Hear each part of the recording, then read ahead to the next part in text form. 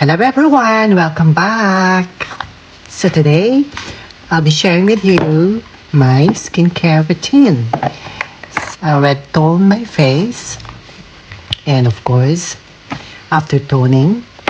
By the way, if you want to know what I'm using for my face for toning or cleansing prior to my skincare, like all those serums that I'm applying into my face, I'm using the only one, Eskinol. This is the one I'm using.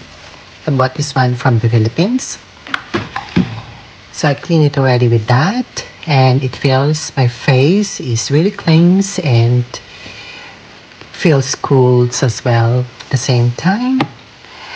Now, after that, I'm gonna apply the ordinary hyaluronic acid. So what I used to do, I put it into my palm and rub it all together and dab it on my face like this,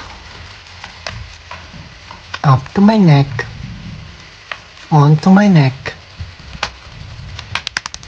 and massage it a little bit like this.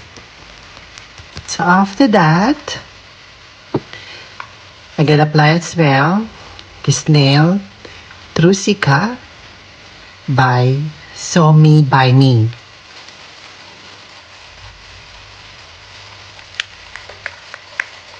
Again, rub it all together and then dab onto my face, onto the neck, temporal area, forehead,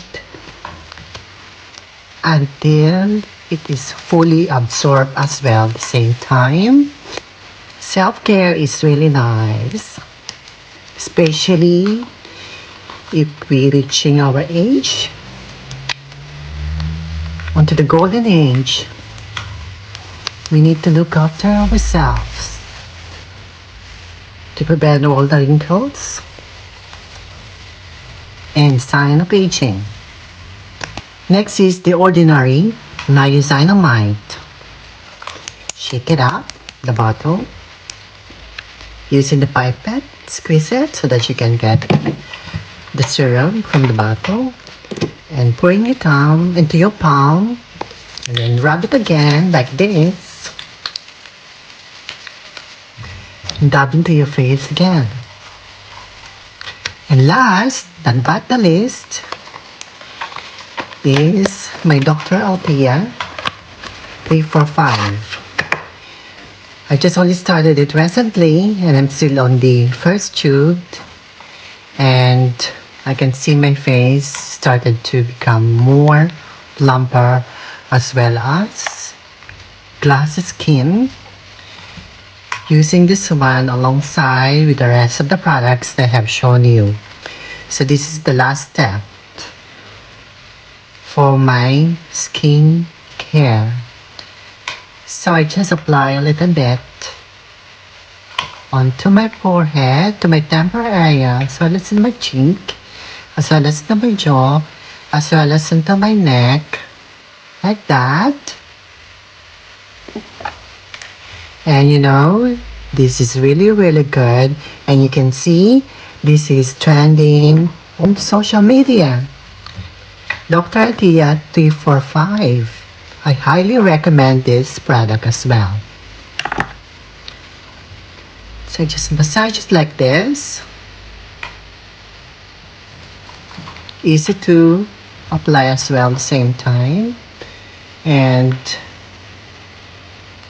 so light, no perfume. So because I'm starting to have it on eye rub there, and I'm using the ordinary Bulofilin. So I just apply it under my eyes, pour a little few of drops, and then massage it under your eye. So it will be volume up. So that's the way I apply the Bulofilin.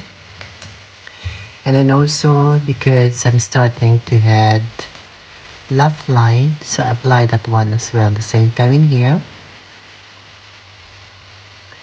In there. And then also onto my lips. That is my skincare morning and evening time. Hope you like my vlog today.